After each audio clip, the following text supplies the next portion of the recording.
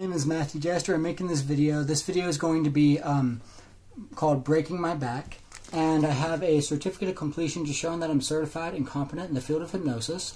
It's from Mike Mandel Hypnosis Academy, and I have an introduction that I'll read very quickly. Please watch my video, Hypnosis, Abuse, and Speech Inhibition. I will leave a link to watch the video in the description. I will also leave additional links in the description of other relevant videos. I've been tortured and abused with hypnosis, and my ability to speak is being inhibited with hypnosis, which is why I have to read everything when I make videos. If you notice me stuttering, speaking slowly, being unable to speak clearly, or any other difficulty speaking like I am now, I explain in detail the specific methods and techniques that are being used to inhibit my ability to speak in my video, Hypnosis, Abuse, and Speech Inhibition. These issues speak and occur consistently in each of my videos, specifically within the first 3 minutes. The hypnosis inhibiting my ability to speak is often very noticeable throughout my videos, and I will leave a list of the various hypnotic commands that are specifically being used to inhibit my ability to speak that can be recognized in my body language, facial expressions, tone of voice, and speech patterns in the description. And let's see here. Since the hypnosis has been inhibiting my ability to speak during my videos, I will be raising one of my index fingers to indicate when the hypnosis is inhibiting my ability to speak without interrupting my videos. So moving on from that, the limbo hypnotic metaphor is about how low the hypnosis can make me go using coercive control by coercing me to behave against my own best interests, because it's like I'm bending over backwards for them. The back burner hypnotic metaphor is about cynically coercing me to put priorities on a back burner so that I wouldn't know what they were doing to abuse me and so that they could keep me from crying out for help. The concept being that as long as I was able to keep my head above water, then I wouldn't have to cry out for help or scream for help. They hypnotized me to act angry and to feel speaking was extremely physically strenuous whenever I resisted the hypnotic commands, and to feel angry whenever I ruined something they did to abuse me. I was hypnotized to inhibit my ability to speak until after I acted angrily, because if they couldn't completely inhibit my ability to speak, they could at least try to make me look crazy for it. I was also told that sounding sane while talking about being tortured and abused with hypnosis was breaking their backs, but if I sounded sane talking about most other things, or if I didn't sound sane talking about being tortured and abused with hypnosis, that it wouldn't be breaking their backs. Implying that this is the reason that they hypnotized me to feel back pain. Since I was causing them problems by talking about being tortured and abused, they told me that they needed to cause me more problems than I was able to cause them. I was also hypnotized to think that causing them problems was like twisting and grinding my spine, and that the vertebrae in my spine were grinding together as if grinding teeth together. I was told that since I wanted to put them in prison for abusing me, that helping me was, quote, breaking their backs, and that allowing me to do anything that would help me or benefit me was, quote, breaking their backs. The hypnotic metaphor pertains to me playing limbo underneath Abraham Maslow's hierarchy of needs as a method of coercive control, because the hypnosis is inhibiting me from fulfilling these needs. Abraham Maslow's hierarchy of needs is portrayed in a pyramid diagram. So I'll go ahead and go over that pyramid diagram right now very quickly. Very briefly, I might add. So this is what it looks like. Just a standard like pyramid diagram, kind of like like say for example the food pyramid, right? Well, instead of like servings and everything along those lines, the way that this works is I'll go ahead and just read. So this is a popular psychological theory pertaining to motivations for behavior depicted in a pyramid diagram. The theory organizes a hierarchy of different motivations in 5 different categories. So that's what the pyramid diagram is about. Lowest category being physical needs, then security needs, then social needs, then esteem or ego needs, and then self-actualization needs. So to clarify, for example, let's see, the lowest levels in the hierarchy of needs are survival necessities, And as the needs ascend to the top levels in the hierarchy of needs, the needs become less and less necessary for survival. So it's kind of like you don't need them as much necessarily. Like, if you don't attain self-actualization, it's not going to literally kill you. But if you go without food, water, or sleep, you need that in order to survive. Eventually, sleep you will catch up on. But regardless of such, the bottom 4 levels are known as deficiency needs and primarily motivate behavior when experiencing a deficit in a need. For example, sleep. So I'll go ahead and show you real quickly the top line here where you can see it going straight across right here. These are your deficiency needs, the bottom 4, and then this is a growth need, right? So, sleep being an example of that. When you're deficient in sleep, that's when you are have motivation to sleep. When you're not deficient in sleep, you don't have the motivation to sleep. If you're not thirsty, you don't have the motivation to drink water. If you're not hungry, you don't have the motivation to eat food. Very simple. Let's see. Gotta hurry. The motivation intensity varies on the severity of deficiency for the need. The motivation will subside when the need is satisfied. So I explained that, when after you sleep, you don't want to sleep anymore. You don't have the motivation for it. And the primary motivation will then be derived from the next deficit need in the hierarchy of needs. So let's say, for example, you're hungry. That will typically take priority as a physical need over like a security need, which would be like shelter, for example, right? Now, let's say, for example, a homeless and hungry person, right? Well, first they want to get fed for the most part, and then, general rule of thumb. And then after they're fed, they go up to the next level in the hierarchy, which would be like shelter, right? And then after they have shelter and they're fed, then, they might want to socialize more. And of course, there's, it's a general rule of thumb, meaning it's a very subjective, but they're just tendencies, not necessarily concrete rules of behavior. So, moving on here. This would escalate through the hierarchy of needs until all the needs are satisfied. Then the top level is known as a being or a growth need, and our focus will shift towards self-actualization when the lower level needs are satisfied. So self-actualization can be like religious needs, morality, spirituality. These are self-fulfillment needs.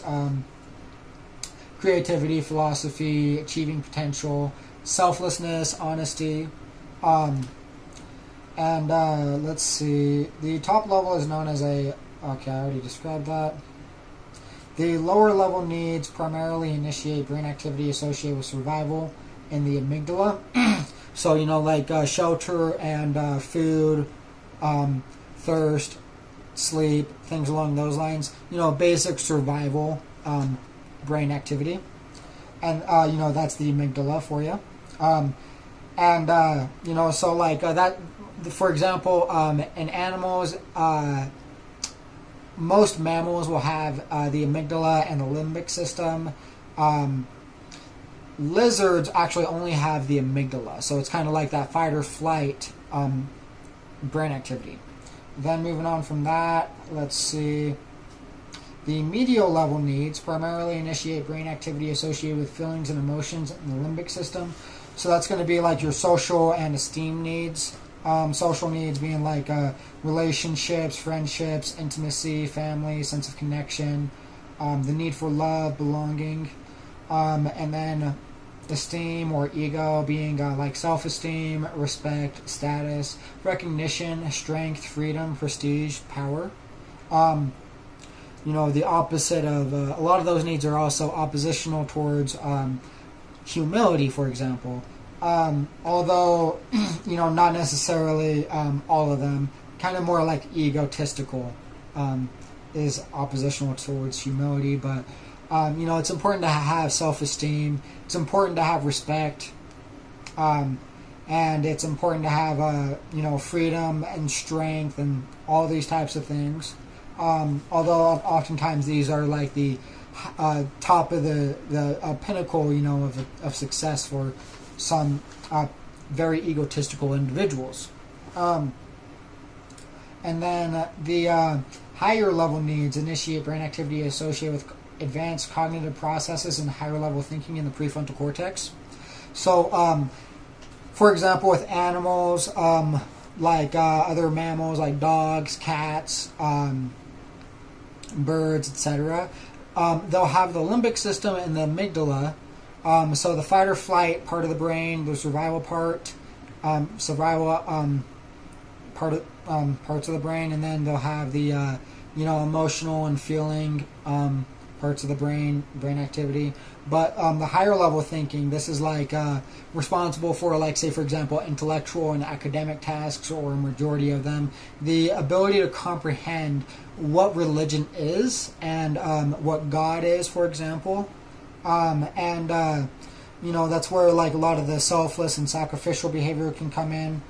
But just advanced concepts.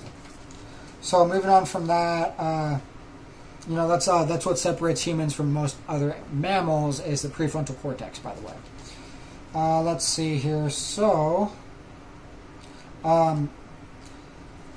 that's the concept here. Now, basically, the other concept being, like, let's say for example, your growth or self-actualization would be like, let's say, like charity. It can be a self-actualization need, right? It's also a very selfless behavior. So, charity or politics, right?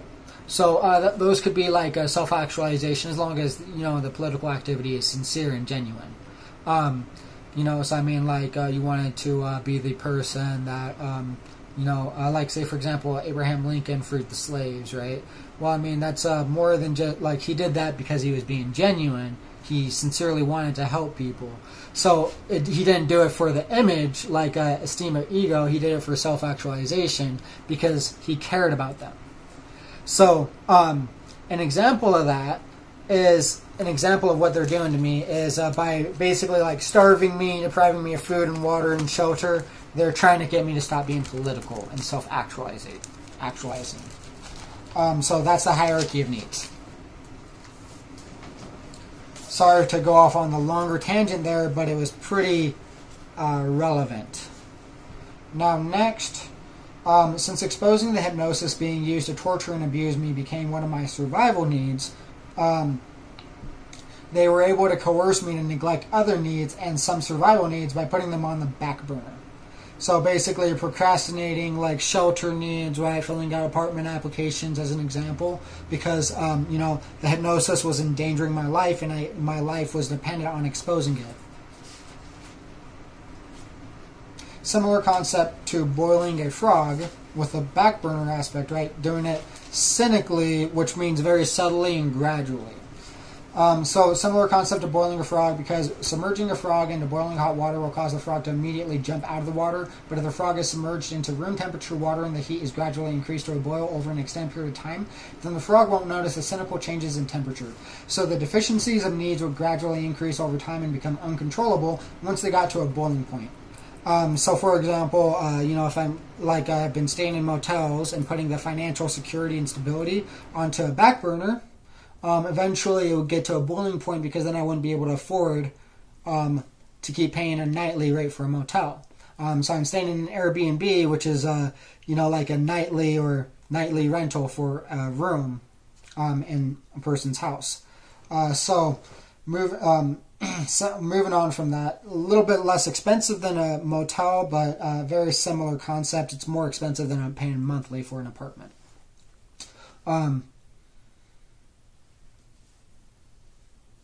So, like I said, submerging the frog into boiling hot water will cause the frog to immediately jump out of the water, but if the frog is submerged into room temperature water and the heat is gradually increased to a boil over an extended period of time, then the frog won't notice the cynical changes in temperature.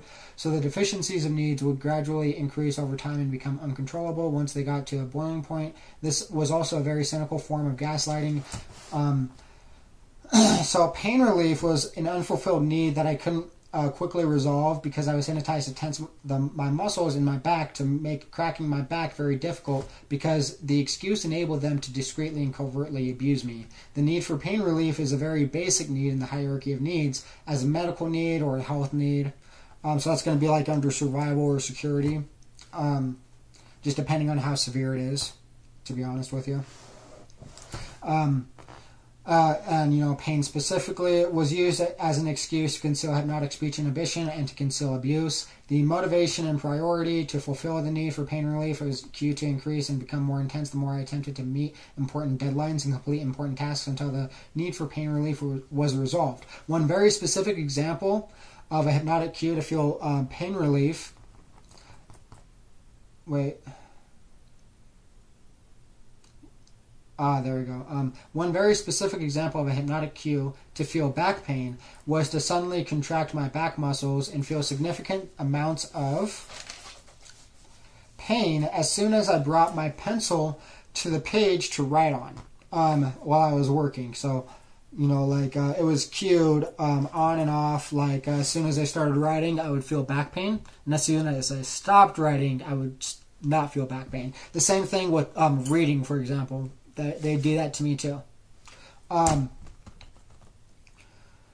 back burner, and it's not painful to read or write.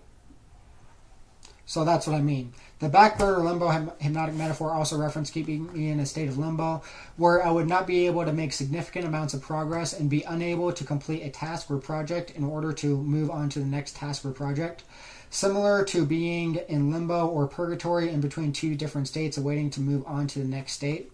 So basically I'm trying to make progress, but I'm not.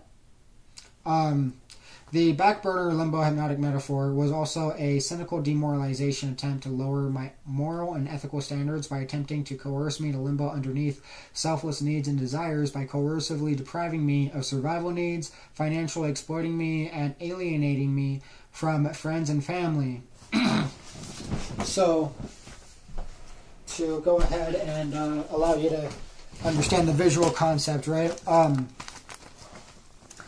So the self-actualization of the political needs or whatever the case may be, right? Like political activity or even self-actualizing and exposing the criminal activity of my abusers, which was also a survival need. But to prevent me from the political activity, there's this line here, right?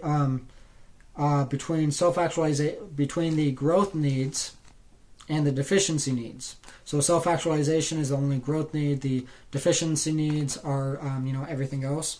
And I mean, there's variations of this hierarchy that have more levels for growth, but this is the simple one, very simplified concept. So doesn't negate the accuracy necessarily, just less specific, less detailed.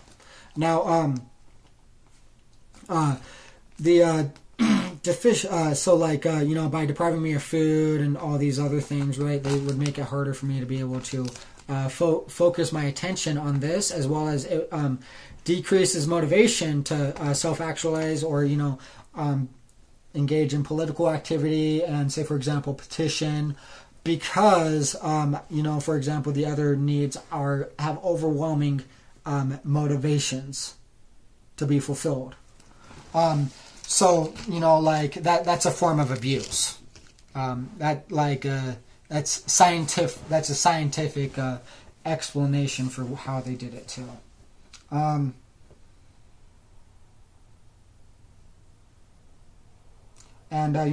So also, by the way, for example, some people will, and this is where demoralization comes in, right? With the story for Aladdin, right, where he steals bread to eat. Well, I mean, that is a concept of normally Aladdin wouldn't steal at all, right?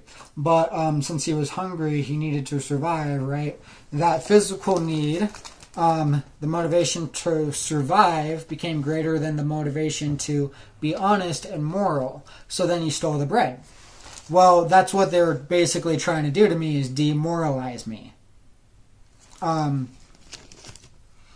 they're very, very psychopathic, horrible people. So moving on from that, I need to hurry. Social isolation was used by coercing me to neglect maintaining healthy relationships with family and friends to prevent anyone from helping me adapt to the abuse, coercive control, and deficient needs. Hypnosis was used to financially exploit me by inhibiting my ability to speak in order to abusively prolong the deadlines for hypnosis being used to torture and abuse me. Because every single day I involuntarily extended the deadline was significant financial exploitation because I am renting a room on a nightly rate, and after over 75 days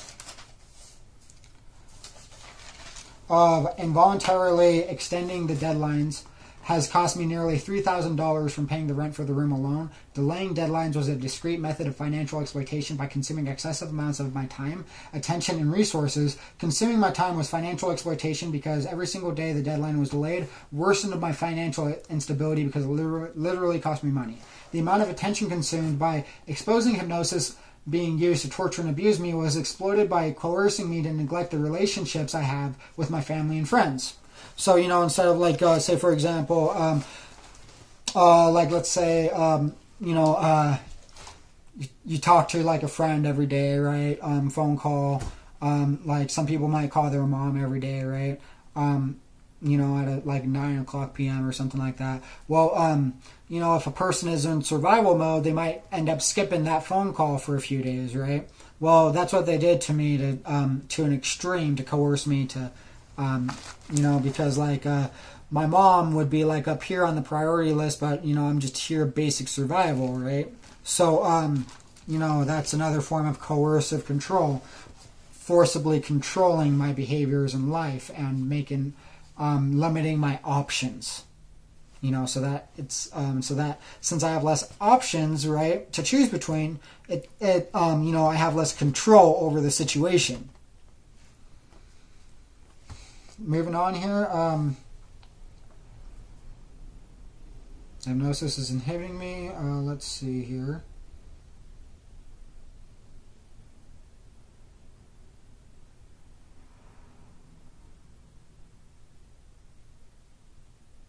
I was talking about social isolation. That was the sentence, I think.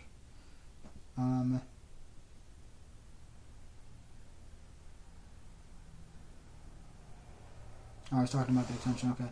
The longer deficient needs are neglected, the more the motivation increases to resolve the neglected needs until the needs are resolved. So basically, the longer you're deprived of sleep, right, the more tired you become, and the greater the motivation to sleep becomes. Same thing with food and water, right? Same concept. The more thirsty or hungry you become, the longer you go without, the more deficient you are.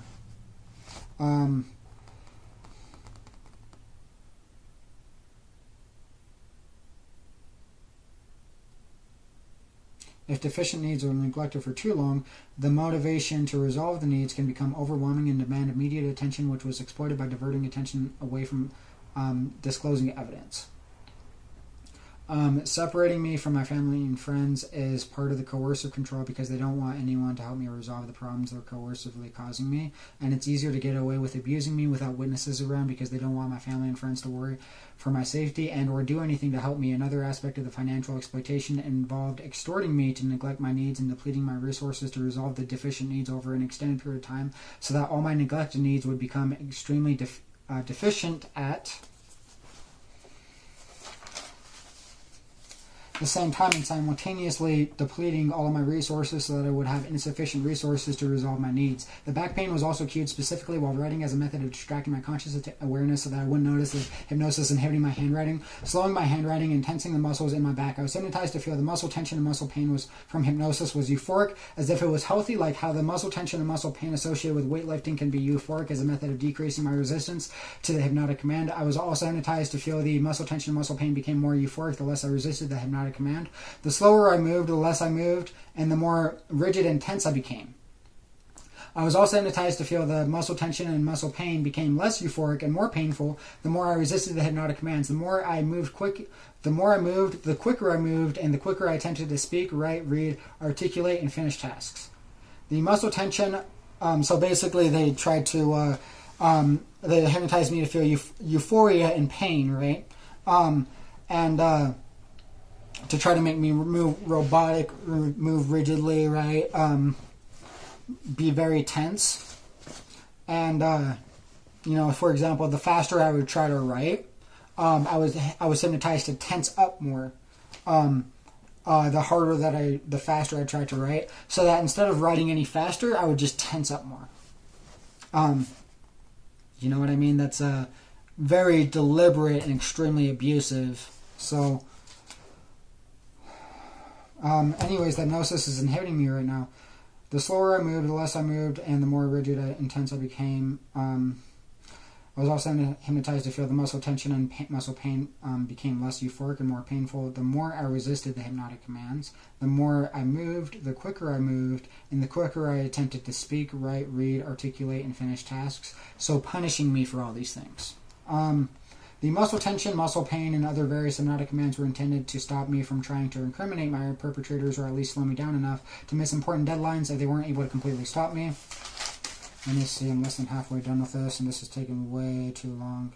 That's not good, that's not good. I was hypnotized to feel consistent mild pain in my back and to experience an increased severity of pain when I resisted hypnotic commands, because increasing the amount of pain was less noticeable than repeatedly surpassing the pain threshold.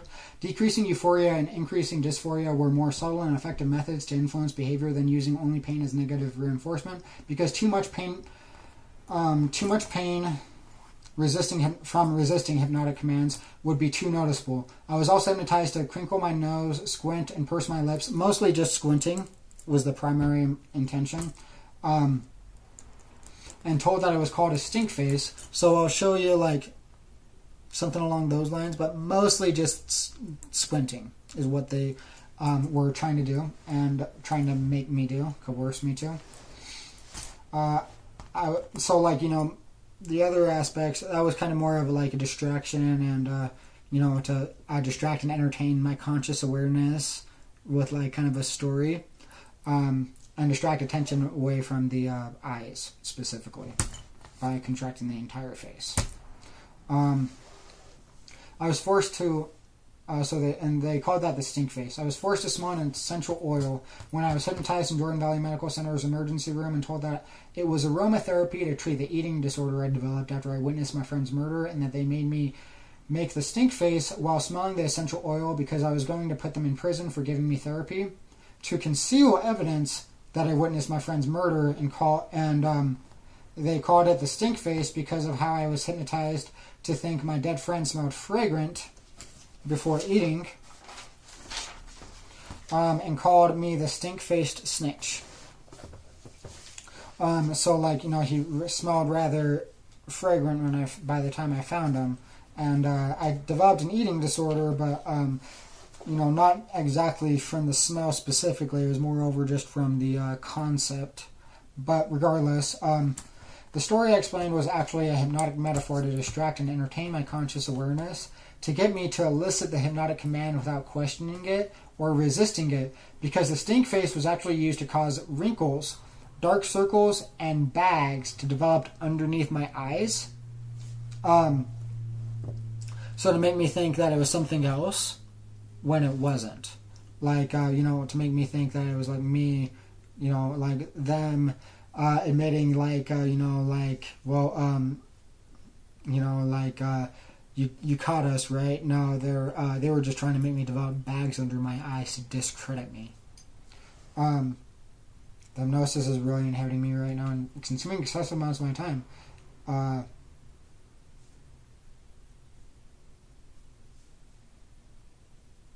Let's see, I'll say that again. Sorry about that. I'm being tortured with hypnosis. The story I explained was actually a hypnotic metaphor to distract and entertain my conscious awareness, to get me to elicit hypnotic commands without questioning it or resisting it, because the stink face was actually used to cause wrinkles, dark circles, and bags to develop underneath my eyes to make me appear sleep-deprived when I wasn't. And I was hypnotized to feel euphoria and to smell the olfactory hallucination, which is sense of smell, the smelling hallucination of the essential oil, when I was cued to make the stink face as a form of positive reinforcement to condition compliance and reduce resistance to the hypnotic command. Basically the story being with the stink face thing was like, they tried to coerce me to, or like tried to trick me into doing it, because, they tried to portray the impression that like I would do that because I cared about my friend, right? Like, you guys can't do that to him, right? Well, in all reality, that was just to make me develop bags under my eyes, to try to make me look sleep deprived when I wasn't.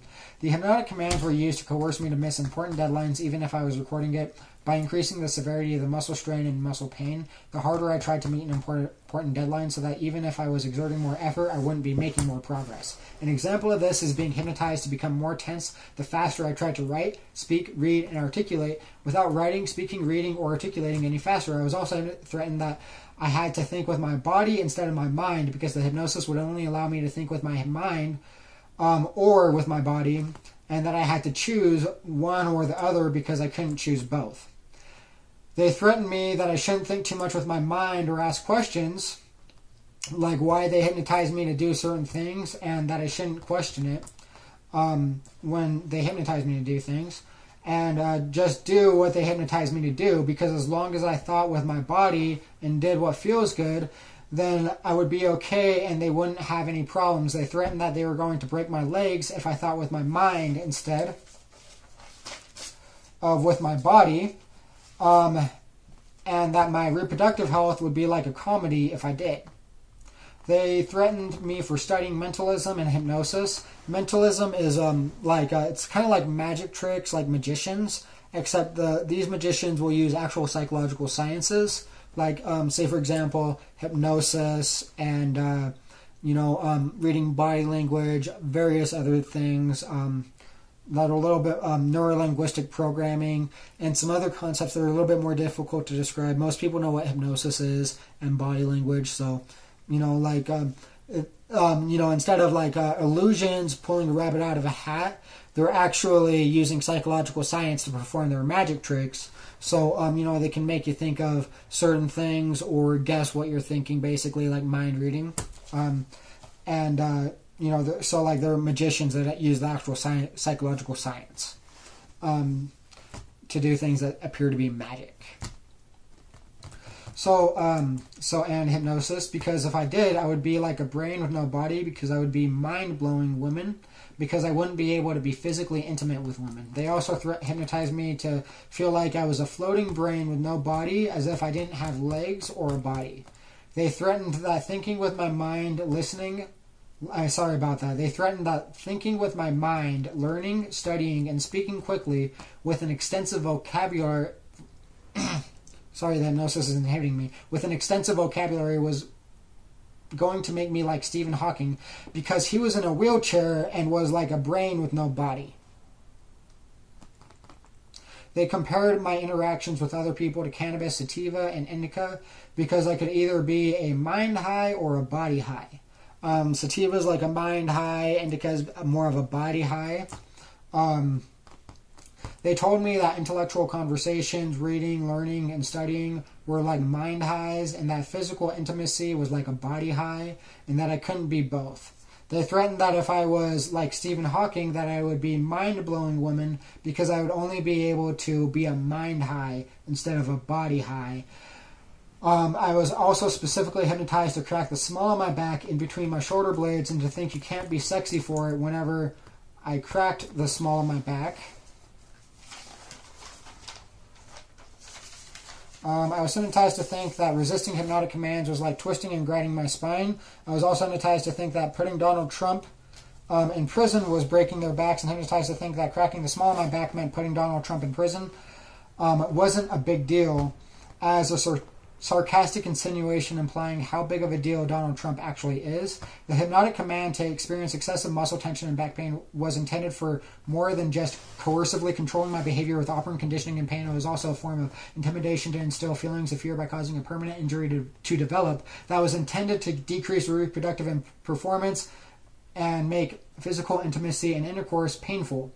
Now, I'm hypnotized to tense up, by the way, and to feel speaking is very strenuous now, because I'm trying to hurry. The excessive muscle tension from hypnosis caused a distorted posture and excessive amounts of pressure, twisting, cracking, and stretching of my spinal cord, which over a prolonged period of time can cause an injury to develop. Since helping people and doing the right thing can be attractive, they threaten to harm my reproductive health, give me organ failure, and give me sexually transmitted diseases for helping people and behaving morally as a method of decreasing motivation for helping people and behaving morally, because instead of making me more attractive, it would make me unattractive as a cynical form of demoralization. So basically, sometimes these things will be kind of like when you have like conflicting motivations, right? Like, for example, let's say if a person has an excess in money financially, right? They could donate money and it wouldn't even affect them, then that's an example of like where they're able to self-actualize without any conflicting motivations here, right? Going the opposite direction. Now, for example, if you don't have enough money to donate to a charity, right? Or it puts a financial strain or burden on you. So, then there's a conflicting motivation there, right? So let's say, for example, I can give the example where I had to donate money in order to save a young innocent child's life in Uganda in an orphanage, in order for him to receive malaria treatment. And I had to sacrifice shelter, right? So financial security and shelter in order to do that. So those were conflicting motivations, right? Because there is the motivation to do the right thing and to be moral, right? That was motivating me to donate the money, but at the same time there was the motivation to have shelter that was conflicting with that other motivation. So they're trying. So what they did was they were trying to make anything that I did that was moral or help to help people or selfless. They tried to make that extremely. They tried to make overwhelming motivations against that instead of where. Sorry, that hypnosis is inhibiting my ability to speak so much. Instead of for example, where I used to be able to spend the time just talking to a person and helping them through a problem, right? Maybe not necessarily giving them money, but just helping them. Well, they tried to take those types of behaviors and they threatened me for doing that, and to give me more motivations to not help people than I had motivations to help people.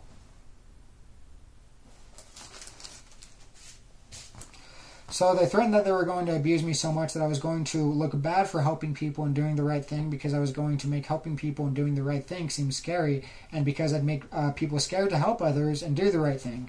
The harm to my reproductive health was intended to try to make me physically unattractive, to make it easier to control me as a form of coercive control by making it easier to isolate me from others, because they didn't want anyone to care about me, and they don't want anyone to interfere with them abusing me. In conclusion, the excessive muscle, so they don't want anyone to interfere with them abusing me, which is why they're isolating me from my family and friends. I wanted to repeat that. In conclusion, the excessive muscle tension and back pain was used to attempt to coerce me to make me bend over backwards, neglecting needs and limboing underneath neglected needs through intimidation and fear, by causing a cynical injury to begin developing social isolation and demoralization.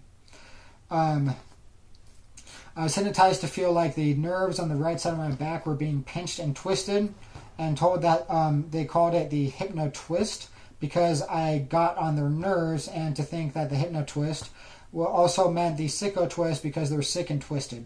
The hypnotic command to experience excessive muscle tension and back pain was a cynical technique to attempt to gradually cause me to develop a medical condition called hypnosis, also known as hunchback, by trying to coerce me to neglect my health concerns and put them on a back burner until I resolved other survival needs. This was also a method of slowing down my physical body movements by using excessively painful muscle tension to make my body movements rigid and robotic and making me less limber and flexible. This hypnotic metaphor also connects to the cracking the case hypnotic metaphor and a nested loop of hypnotic metaphors. I'm going to get to that here in a bit. That's actually the next page. I was hypnotized to think cracking my spine meant cracking the case. I was hypnotized to think of the survival fluid. Sorry about that. I was hypnotized to think of the synovial fluid, which is the fluid that causes the cracking noises from cracking joints in between the vertebrae of your spine. Was like the chocolate coating that covered and cushioned the nuts and the cracking the case hypnotic metaphor. Because the synovial fluid acts as a cushion in between joints. I was also hypnotized to think that cracking my spine was like chewing cashews, and the cracking the case hypnotic metaphor because of the cracking sound they both make. I was also hypnotized to think that grinding my spine meant biting the bullet, and that causing permanent damage to my spine also meant biting the bullet because the biting is a metaphor for being hypnotized to inhibit my ability to speak, because the hypnosis was biting my tongue, being hypnotized to feel speaking, writing, and resisting hypnotic commands was so physically strenuous that it was like, hold on a second, let me reread that. The hypnosis is abusing me. I was also hypnotized to think that torturing me. I was also hypnotized to think that grinding my spine meant biting the bullet, and that causing permanent damage to my spine also meant biting the bullet, because the biting is a metaphor for being hypnotized to inhibit my ability to speak, because the hypnosis was biting my tongue. Being hypnotized to feel speaking, writing, and resisting hypnotic commands was so physically strenuous that it was like needing to grind my teeth, or like biting/grinding a bullet in between my teeth. I was also hypnotized to feel forcing the hypnosis to allow me to speak was like pulling teeth, and that biting the bullet meant forcing Joe Biden and Donald Trump to bite surgically implanted cyanide teeth so that they could avoid criminal punishment. By the way, the hypnosis distracted me from what I was reading, but I'm going to finish reading anyways. I was also hypnotized to think that going public about being abused with hypnosis was breaking their backs. See, I'm being tortured with hypnosis. This is sick. Alright, hold on just a second.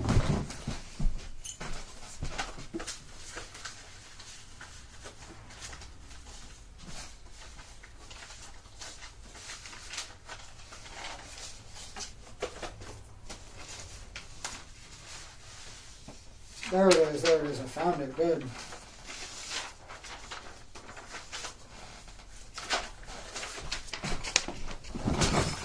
So I'm being tortured and abused with hypnosis, but let me go ahead and read this.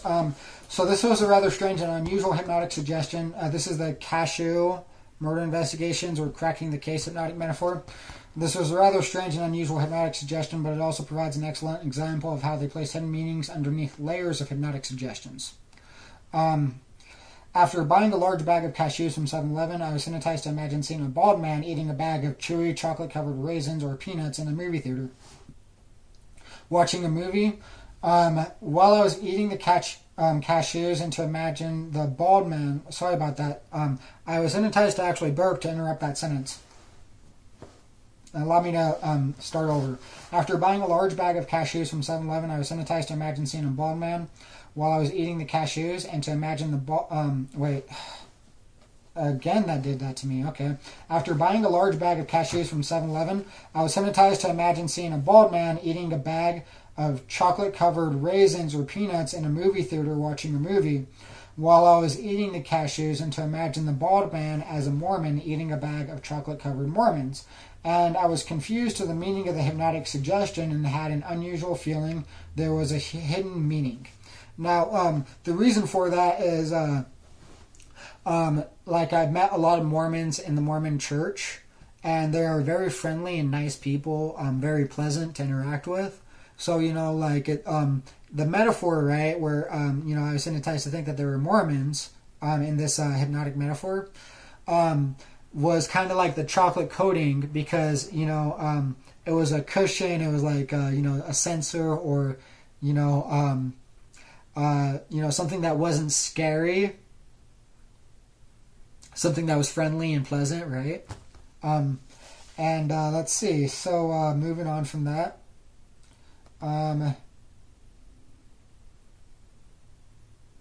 So the chocolate covered peanuts were basically like chocolate covered Mormons, right? In a little bit of a metaphor, right? After several hours and an emphasized feeling of a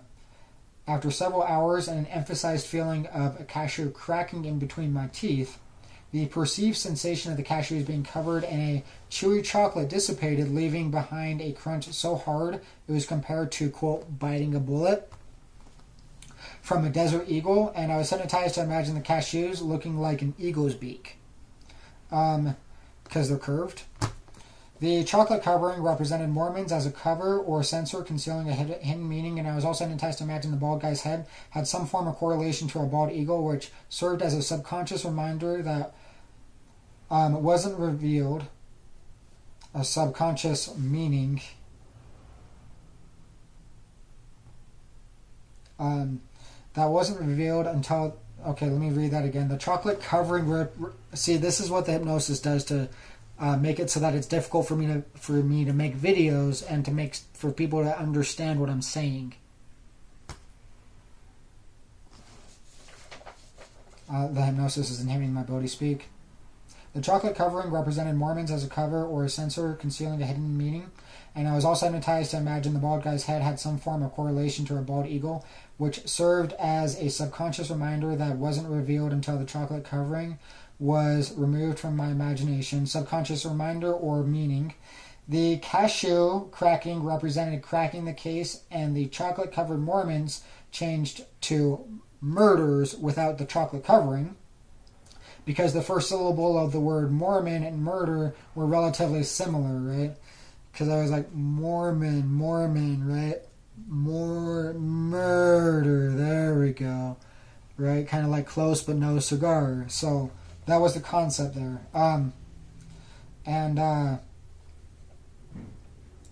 The bald head no longer represented an ordinary movie theater. It represented political murders, and was an analogy for Abraham Lincoln being shot by John Wilkes Booth in a movie theater, because the bald eagle is a national emblem of America, which relates to government and politics. By the way, when I was doing this, I was hypnotized to think that meant taking my time, or scrunching my face, or I don't know. But they're sick and twisted, the people that are doing this to me. Let me go ahead and continue here. They hypnotized me to imagine President Donald Trump's back in a dark blue suit and his very broad shoulders, and how easy it would be to crack his back with my very large hands, because there was so much room in between his shoulder blades to apply the necessary amount of pressure in the right places when I needed to crack my back, causing me to envy how wide Donald Trump's back was, because it would be so easy to crack his back. The reason being is the compression from the fat. Well, like my muscle, I was hypnotized to have my muscles tense so that I wouldn't be able to crack my back for pain relief. The meaning behind the hypnotic suggestion partially referred to a nightmare that I had from PTSD when I first started having PTSD nightmares back in 2016, where me and a friend were picking up my sleep specialist, or sleep doctor, and dropping him on his back over and over again, breaking his back, which was in terrifyingly graphic detail with obscene amounts of blood, and he told me, don't drink before you hurt someone, and don't drink after you hurt someone either. This is the most vivid and memorable PTSD nightmare I ever had. Anyway, so I had medical malpractice in the past, and technically I still would, but, I developed hyperventilation syndrome, and I would have broken the world record for hyperventilation syndrome. I was also hypnotized to think that's what my, breaking my back meant, because it was breaking the world record for hyperventilation syndrome, and that I couldn't be sexy for breaking the world record for hyperventilation syndrome, because hyperventilating isn't exactly something that's very sexy. Moving on. So there's some hypnotic metaphors involving Democrats and then also back. Democrats, I was hypnotized to think that they were going to force me to involuntarily contract sexually transmitted diseases if I was a Democrat. I was hypnotized to think that the more I wanted to change the world, the more they were going to change my reproductive health and reproductive organs, making them unhealthy. I was also hypnotized to think this was a reference to a Ziggy Marley song called Change Your World, and a reference to the Obama campaign slogan, Change. Because the more I wanted to make political change, like Obama's slogan, the more they wanted to change my world, like the Ziggy Marley song, except that's not what the song is about, technically. I was also hypnotized to think that if I was a Democrat, that my sex life would be like a demo, because I could try being a Democrat, but after I try it, I might not like it. One of the methods used to deter me from articulating speech was by hypnotizing me to feel back pain every time I attempted to speak clearly and fluently without excessive pauses, interruptions, or breaks in my speech as a method of punishing me for trying to. I was also hypnotized to feel back pain to conceal hypnotic commands of rigid movements, forceful and strenuous speech, and abnormal facial expressions. I was hypnotized to associate attempting to overcome the hypnotic speech impairment with a figure of speech rolling off my tongue. Because I was hypnotized to force my speech to roll off my tongue. Wait, what? See, and that's another thing that they did to just try to twist my words around, right? Like they're trying to get my spine, just like how they're trying to twist my spine. Sorry about that. They're sick, disgusting psychopaths. I was hypnotized to associate attempting to overcome the hypnotic speech impairment with this figure of speech rolling off my tongue, because I was trying to force my speech to roll off my tongue. The figure of speech is a metaphor for words sounding well articulated, like a ball rolling smoothly off your tongue. I was also hypnotized to spin my arms in a circle, like this.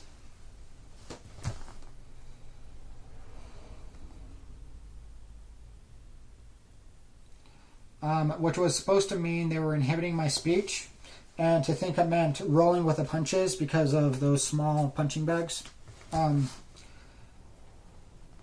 Because I couldn't speak normally with the words rolling off my tongue. I was also hypnotized to think rolling with the punches meant Justin Bieber is beating me up about it, referring to Justin Bieber beating up G-Eazy for giving me STDs for diseasing G-Eazy's career by not liking G-Eazy's music enough during my movie, and referring to Justin Bieber beating up the social worker at Jordan Valley Medical Center for abusing me with hypnosis. And also, there was another hypnotic metaphor used to add even more confusion to that, because there was context needed to understand what all that means, right? Because I didn't mention G-Eazy until now. So that's very confusing, right? I don't want to be you anymore hypnotic metaphor was used to add confusion with a tangential embedded loop or nested loop metaphor, because since they were going to abuse me so much with hypnosis that I wouldn't want to be myself anymore, they hypnotized me to act like I was them instead of myself, and so I could understand why it was phrased as Justin Bieber is beating me up about it. Because I was hypnotized to act like I was them instead of myself, right? So if I was hypnotized to act like the social worker, right, then beating me up about it meant beating the social worker up about it. That's very confusing, right? Well, they did that intentionally. Moving on here. So that's why it was phrased as Justin Bieber is beating me up about it, so that I would be able to understand it without other people understanding it meant Justin Bieber is beating them up about it. I was also hypnotized to think rolling with the punches meant I was fighting the hypnosis and by trying to articulate my speech. And I was hypnotized to... I was also hypnotized to think rolling with the punches meant I was fighting the hypnosis by trying to articulate my speech. And I was hypnotized to imagine punching a speed bag, which is those small punching bags, like the small hanging punching bags that you punch like that.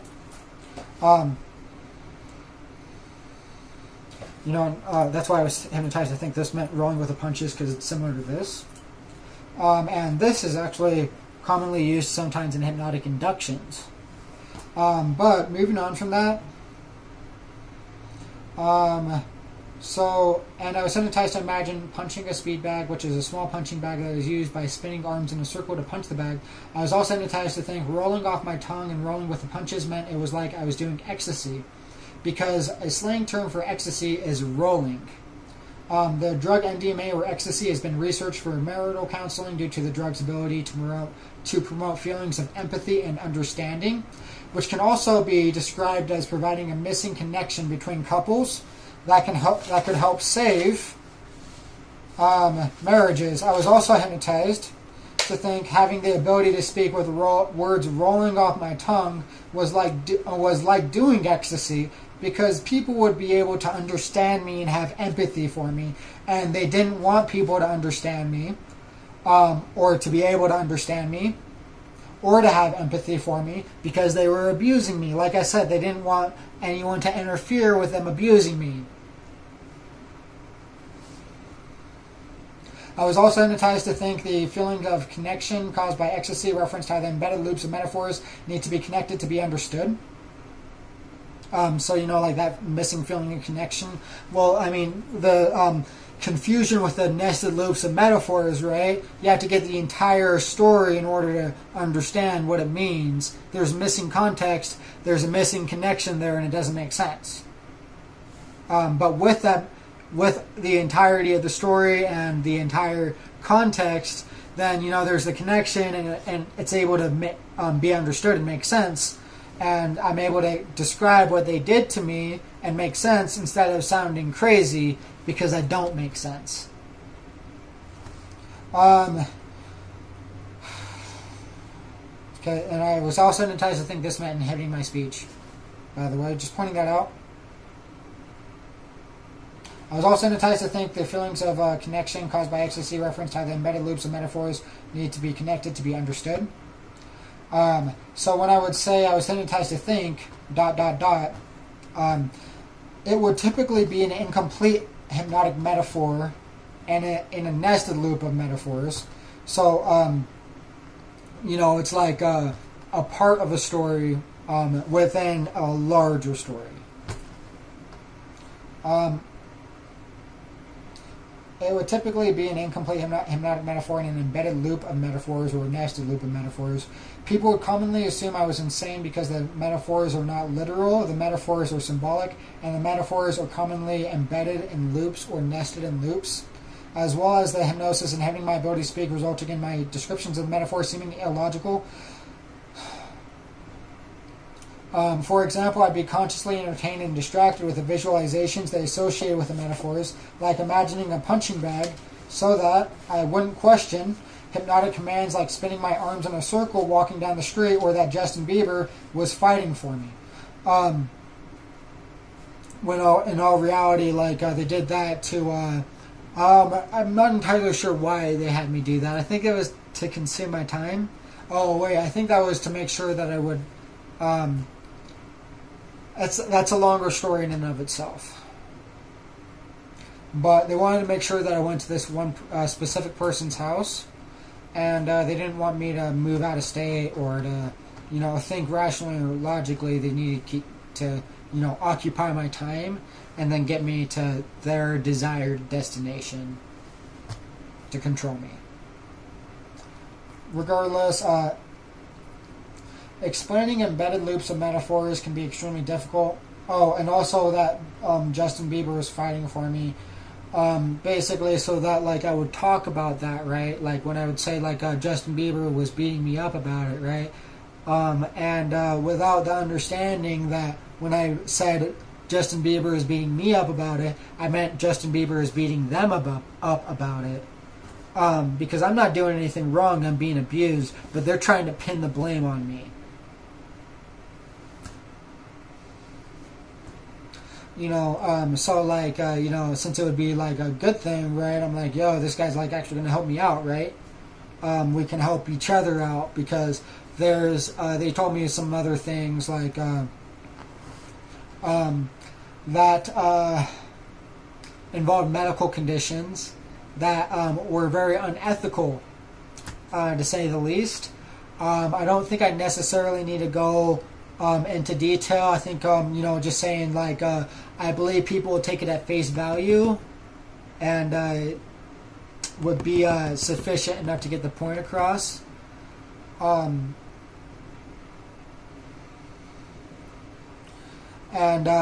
Repressing a lot of these things from my memory as well. But moving on, I have to finish.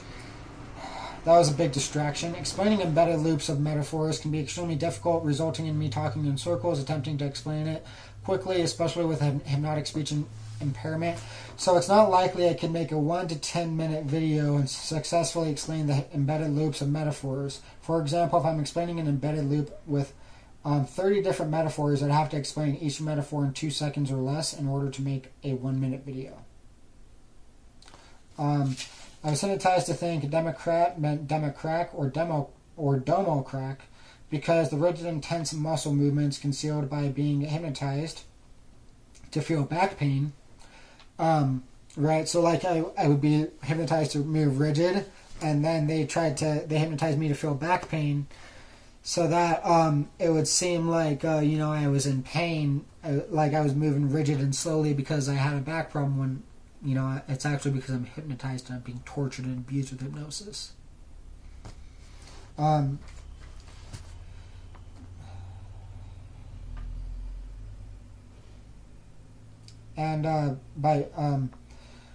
the movements were comparable to robotic movements or the dance called the robot. I was also hypnotized to think that breaking my back meant inhibiting my speech. I was hypnotized to think Democrat meant demograph because they tried to limit the demographics my videos would be reaching to prevent public exposure of torture, abuse, and organized crime by making the content inappropriate and graphic to prevent children from watching. Hypnotized to imagine my spine as a row of nuts tied on a string and cracking them when I cracked my back, or like a firecracker when I crack my back. Firecrackers are explosives tied together on a string, and firecrackers will crack each explosive in a successive order. Hypnotized to imagine embedded loop metaphors as a series of hypnotic metaphors tied together on a string like a firecracker. At first, I looked nuts explaining the embedded loop metaphors they used until the embedded loop metaphors are connected and they become mind-blowing. By the way, Justin Bieber wasn't the only one, interrupting real quick with the intervening. I also wanted to mention Hailey Bieber actually also being involved and, I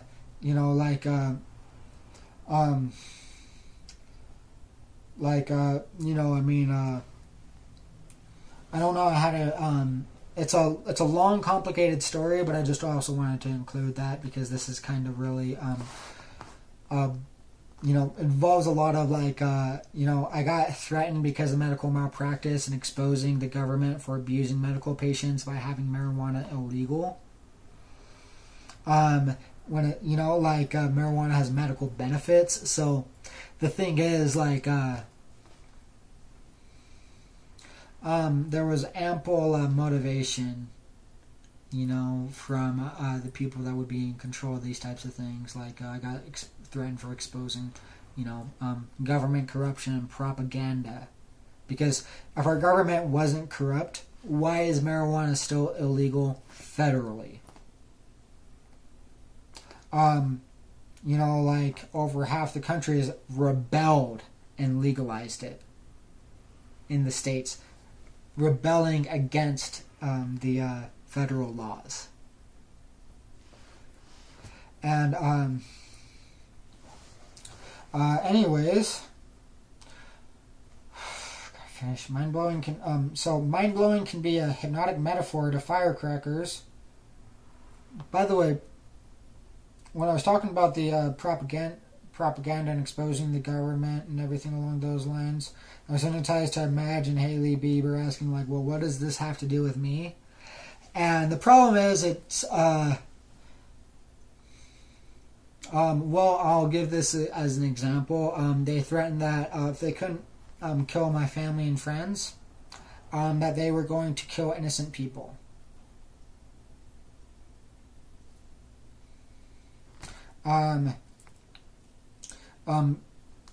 Because it would be easier for them to get away with it. And I apologize. So these interruptions too. so tangential, missing context, right? Talking about Justin and Hailey Bieber. The problem being is it could make it seem as if like my sanity could be questionable. But if you watch the entirety of the video and the hypnotic metaphors, other than talking interrupting, because I was hypnotized to actually talk about them just to try to make me look insane and crazy.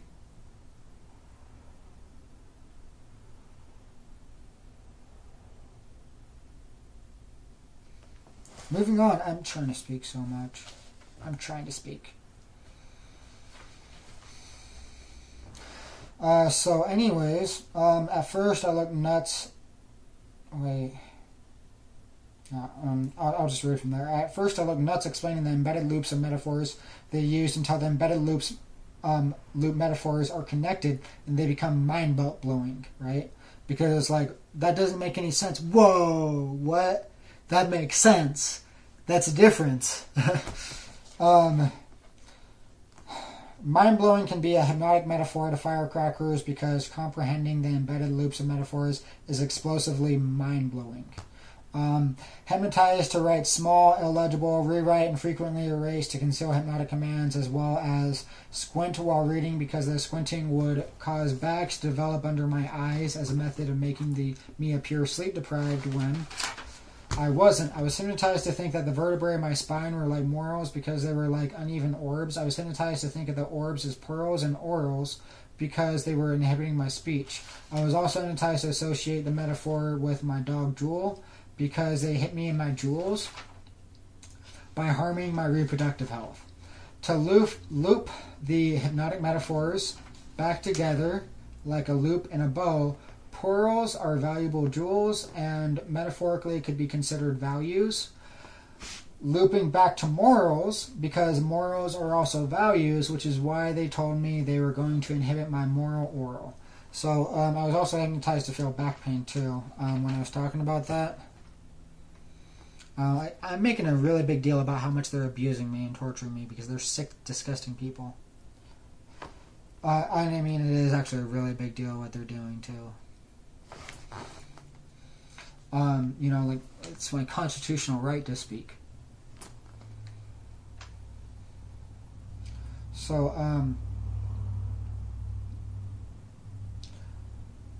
to loop the, wait, hold on a second.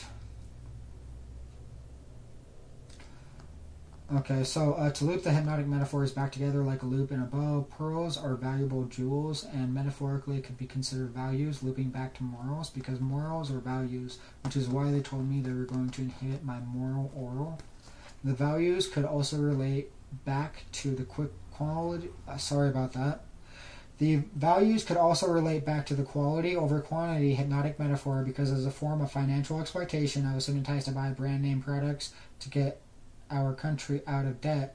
By the way, I really want to point this out.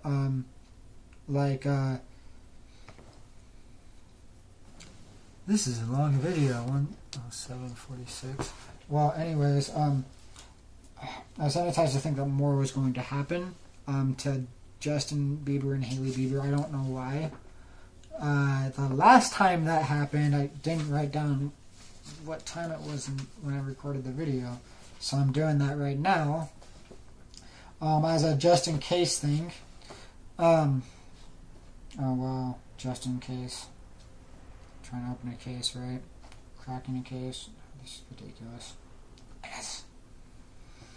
107, 108. Okay, I'm going to do 107 to 109.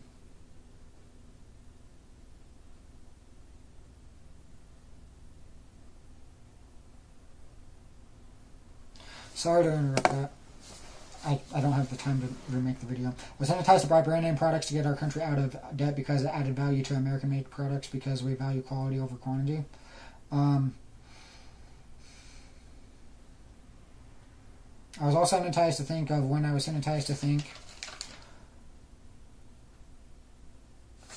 several people were taken hostage, and that this related back to the death threats because it was about the quality of the hostages over the quantity of the hostages. I was hypnotized to think the vertebrae in my spine were like morals because they were my family and friends, or like my family jewels because they were valuable. I was also hypnotized to think of pearls because one of my dog's eyes is a bluish white, which resembles a pearl and is the reason my dog is named Jewel. Inside my mind was a black box that kept something special that I value, like a treasure chest that I kept my treasures or morals and values safe in that was repressed from my memory until now. The black box was an unconscious symbol to a secret and a mystery. Cracking my back or cracking a chestnut open was a metaphor for cracking the treasure chest open. Upon cracking the treasure chest open, I found some valuable treasures or family jewels. I found my family and friends and death threats to my family and friends. The reason I was hypnotized to crack the small of my back, which is the part of the spinal cord located directly in the middle, horizontally and vertically in between my shoulder blades, is because in order to crack the small of my back, I had to squeeze my shoulder blades together and extend my chest out forward, which was like cracking my chestnuts open because I had to push my chest out to crack it. I was also hypnotized to think of SpongeBob because they depicted a clam with a pearl inside, and that the chest was the clam and the pearl was the death threats to my family and friends. I was also hypnotized to think of opening the chest filled with death threats to my family and friends as me opening a briefcase of criminal investigations, or me opening a case against my perpetrators. You know, cracking the case, right?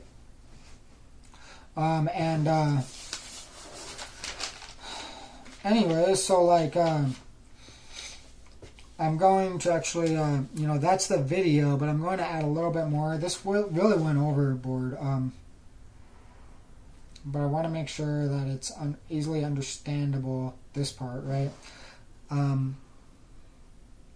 Because like at the end of the video, it's like, hey, well, try to make any accusations that I'm crazy or whatever you want. But, this part of the hypnotic metaphor is a little bit more, undeniable, right?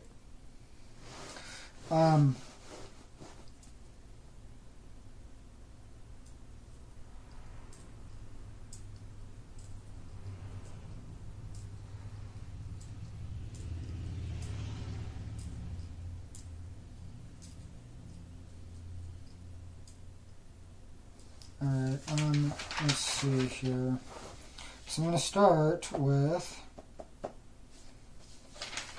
Hypnosis is really inhibiting me right now. Okay, the values could also relate back to the quality over quantity hypnotic metaphor. Oh, wait. Okay, this is actually a little bit longer than I thought. Okay.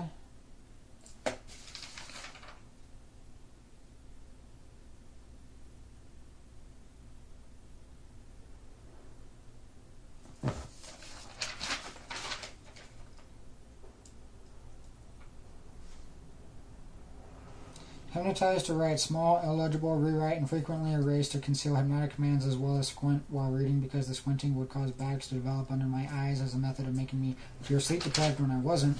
I was hypnotized to think that the vertebrae of my spine were like morals because they were like uneven orbs. I was hypnotized to think of the orbs as pearls and orals because they were inhibiting my speech.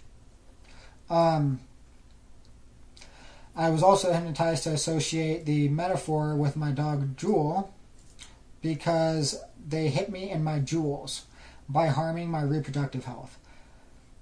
To loop the hypnotic metaphors back together like a loop in a bow, pearls are valuable jewels and metaphorically could be considered values, looping back to morals because morals are values, which is why they told me they were going to inhibit my moral oral. And like I said, I think I mentioned, that being the speech that I wrote regarding the meaning of life being to help people. The values could also relate back to the quality over quantity hypnotic metaphor because as a form of financial exploitation, I was hypnotized to buy brand name products to get our country out of debt because it added value to American-made products because we value quality over quantity. So quality over the quantity is the key words here. I was also hypnotized to think of when I was hypnotized to think several people were taken hostage, and that this related back to the death threats because it was about the quality of the hostages over the quantity of the hostages. So there's more to do with that. That's a hypnotic metaphor in itself. But I was hypnotized to think the vertebrae in my spine were like morals because they were my family and friends, or like my family jewels because they were valuable. I was also hypnotized to think of the pearls because one of my dog's eyes is a bluish white, which resembles a pearl and is the reason my dog is named Jewel. Before I get to the black box, sorry, the hypnosis interrupted me again, and I'm hypnotized to tense up because of the hypnosis too. I need to get this done quickly. Sorry about that. I'm being tortured.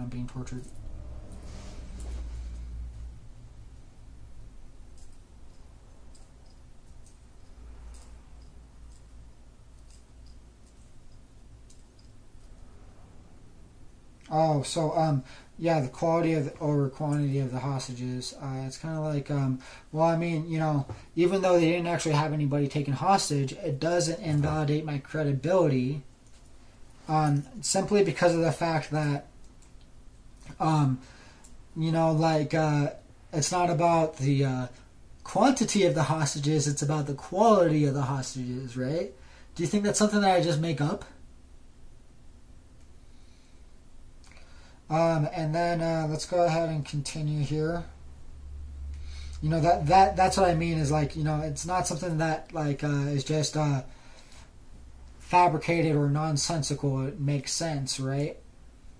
Because if they were strangers, right, that would be like quantity of hostages. If it was like, my immediate family members, right, that would be quality of hostages, typically, right? Well, I mean, if that makes sense, then it makes sense why they hypnotized me to think that, a lot of people were taken hostage when they weren't. So, it's the fact that I'm hypnotized that gives me the credibility. And, they lied to me a lot with the hypnosis, but at the same time, that doesn't negate the fact that, that does not discredit my sanity and credibility in and of itself. Just because I'm hypnotized. And so, they could tell me things, right? And just because it was a lie, right? Well, oftentimes I word things like I was hypnotized to think this, right? So when I say something like that, that also doesn't necessarily mean that I believe and what they told me. It just means that this is what they told me.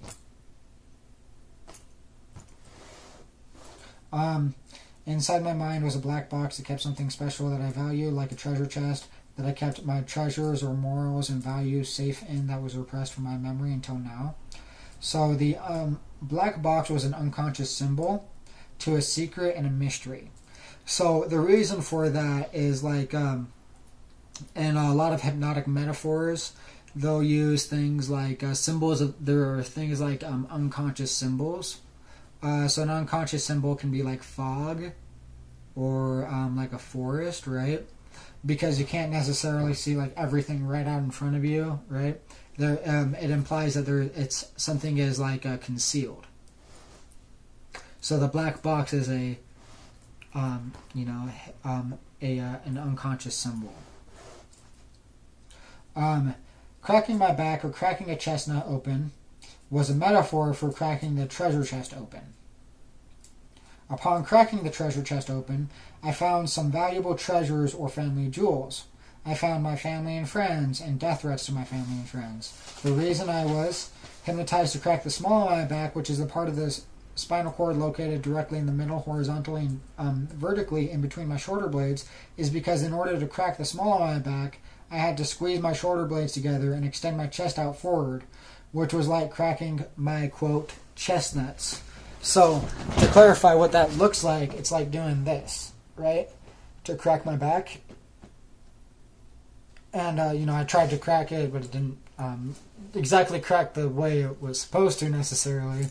Kind of like an incomplete crack, but regardless of such, I'm not going to hurt myself trying to show the example, but you understand what I mean by like, the part of your spine right here in the back extends your, because it's like when the vertebrae crack, they're like chestnuts, right? Because they're cracking and it's in the chest area.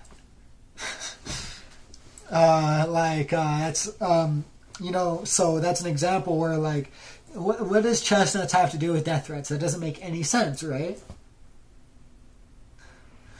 It's completely illogical, but then, oh, wait. Now it all loops back together with this long, elaborate story, and it makes sense. And I've been gaslighted a lot, so I'm really, quite irritated with how much people have tried to antagonize me by calling me insane, because these are the people that I've enabled my abusers, not only to abuse me, but to kill, murder, and abuse countless people. And then I was hypnotized also, like, I'm getting really, like, irritated right now. I'm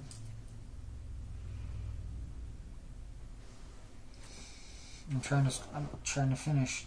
The hypnosis isn't hitting me. Because I had to push my chest out to crack it. I was also hypnotized to think of SpongeBob, because they depicted a clam with a pearl inside, and that the chest was the clam and the pearl was the death threats to my family and friends. I was also hypnotized to think of opening the chest filled with death threats to my family and friends as me opening a briefcase of criminal investigations, or me opening a case against my perpetrators. I was supposed to also write down another part where I repeated once, but anyways, I'm going to end the video now. This has taken more of my time than I was able to afford to spend on it. And, I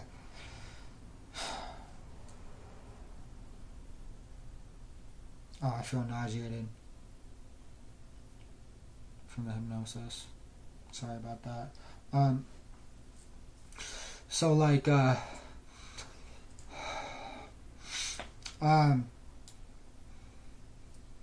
This video is like, when I was sorry about that, like, when I interrupted my video, to go off on those tangents, that, like, ruined my video, because, I had, like, one take to do this, and, with explaining something that didn't have the necessary context I needed, it's kind of like,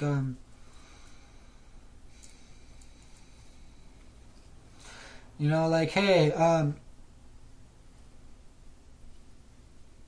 people might try to, invalidate, discredit my credibility because of that, or, the video is longer than it should be. The hypnosis has been used to abuse and torture me. The hypnosis has not been used for my benefit.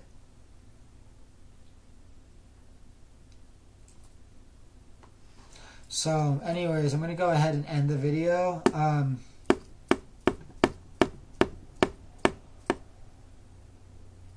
And for whatever reason, I'm still hypnotized to think about Justin Bieber. It kind of gets me worried, like, because, like, I mean, seriously, like,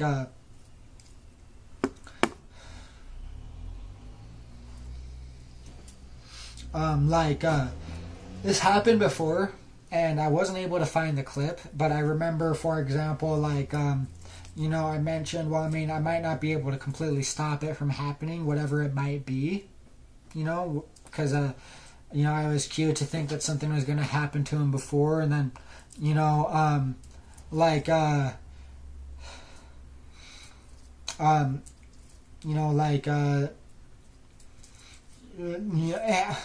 don't try to, like, take away my face value, right? But, like, I wasn't able to find the clip where, like, I specifically stated that on Facebook Live. But I remember talking about it in the middle of one of my videos, unless they edited my video somehow, which, I'd have to, really carefully examine, and everything along those lines. But, like, this is torturing me. It's inhibiting my ability to speak right now. This is torture and abuse. Like, you know, like that's why it's also inhibiting my ability to speak, because, you know, try to make me spend too much time talking about somebody else. That, you know, like I don't want to like talk about them for no reason, you know what I mean? But I'm not just gonna like let them tell me about something, like about somebody being in danger or something, and then let it happen. I remember I said, you know, like I might not be able to prevent it because I don't know what it is specifically. You know, and I also remember mentioning Raynaud's phenomenon. And because I thought Ramsey Hunt, and I was like, I don't know what exactly it was, right? But I should probably try to write that down. And I was sanitized to think Raynaud's phenomenon instead of Ramsey Hunt. I said it anyways. I wasn't intending to. Because this video is recorded after it happened, so it's not evidence of anything. You know, it's just kind of like I'm talking about him, and like,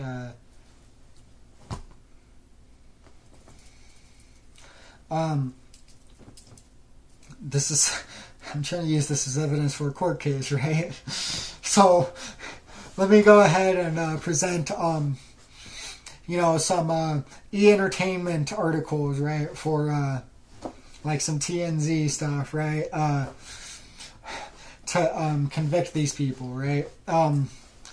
If I can use it as evidence, then I'm gonna use it as evidence. But like if I can't and it's not gonna help anything, so it was justice. That's right.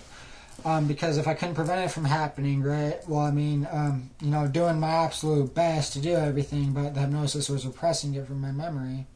Well, you know, the least I could do would be at least mention that I was hypnotized to think about it, right?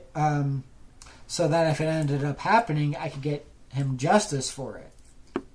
You know, in the very least, so that they wouldn't be able to get away with it. And of course, hopefully that would deter them from doing it at all, right? Because they were like, oh, well, I mean, if we can't get away with it, right? You know, we're not going to do that, right? But not only did they do it anyways, I can't find the video clip, even though the videos were on Facebook Live, and, you know, like, those can't exactly be edited. But, you know, I'm not entirely sure, like, you know, what web developers can exactly do. For example, starting to sound very preposterous here, to the point where I wouldn't even want to, like, upload the video, right, because of that. But I'm going to have to upload it anyways, and that's what I got. Thanks for watching, I appreciate it.